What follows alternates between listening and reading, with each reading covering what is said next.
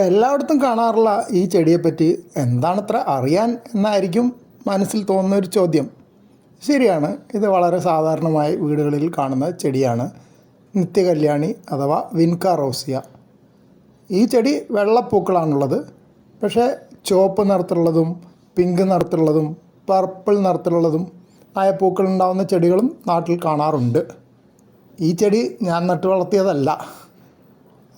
കൂർക്ക നട്ടപ്പോൾ കൂർക്കയുടെ ചെടിച്ചട്ടിയിൽ ഉള്ള potting mix അത് നഴ്സറിയിൽ നിന്ന് കൊണ്ടുവന്നതാണ്. അതിലെങ്ങനെയോ കടന്നു കൂടിയതാണ് ഈ ചെടിയുടെ വിത്തുകൾ. കൂർക്ക മുളച്ച് വന്നപ്പോൾ അതാ കുറേ വേറെ കുഞ്ഞു ചെടികളും കൂടെ ഉണ്ടായിരുന്നു. അത് പിന്നീട് വലുതായി വന്നപ്പോൾ എനിക്ക് മനസ്സിലായി ഈ ചെടിയുടെ ആണെന്ന്. അപ്പോൾ ഞാനത് വേറെ ചെടിച്ചട്ടിയിലേക്ക് പറിച്ച് നട്ടു. നന്നായിട്ട് വളരുന്നുണ്ടായിരുന്നു. ഇപ്പോൾ അതാ പൂക്കാനും തുടങ്ങിയിരിക്കുന്നു. അപ്പോൾ ഒരു കൗതുകത്തിനാണ് ഇത് വളർത്തിയത്. പക്ഷേ ഇതിൻ്റെ പ്രാധാന്യം ഈ ചെടിയിൽ നിന്നാണ് വളരെ പ്രധാനമായ 2 മരുന്നുകൾ ശേഖരിക്കുന്നത്. എനിക്ക് മരുന്ന് ശേഖരിക്കാനുള്ള ഉദ്ദേശമൊന്നുമില്ല, അതെനിക്ക് അറിയില്ല. പക്ഷേ ക്യാൻസർ രോഗത്തിനുള്ള 2 പ്രധാന മരുന്നുകളുണ്ട്. വിൻബ്ലാസ്റ്റിൻ, വിൻക്രിസ്റ്റിൻ എന്നീ മരുന്നുകൾ നിത്യകല്യാണി ചെടിയിൽ നിന്നാണ് ശേഖരിക്കുന്നത്.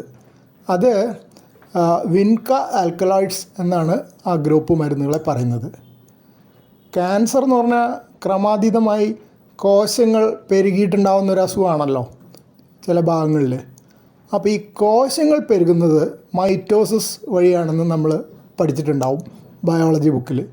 അപ്പോൾ മൈറ്റോസിസ് തടയുന്ന ഔഷധങ്ങളാണ് ഈ വിൻക ആൽക്കലോയിഡ്സ്.